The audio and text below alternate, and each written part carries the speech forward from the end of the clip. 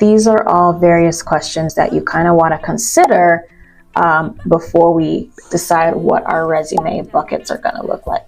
So before we start talking about our buckets, let's get clear on what our value is. Let's get clear on exactly who the person is that we want to be, or the kinds of jobs that we may be considering.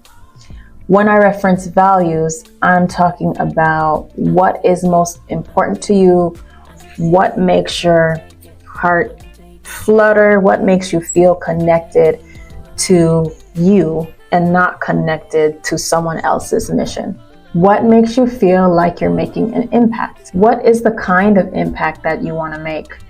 Do you want to be able to work one-on-one with somebody and make a great difference in their life for a long period of time? As far as impact, are you wanting to impact groups of people at a time?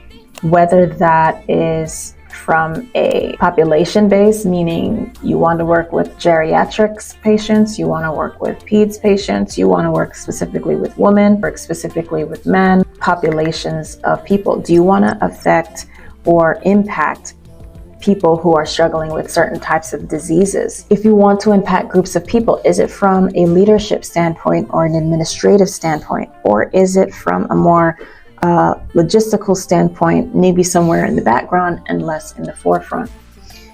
Impact. These are all various questions that you kind of want to consider before we decide what our resume buckets are going to look like.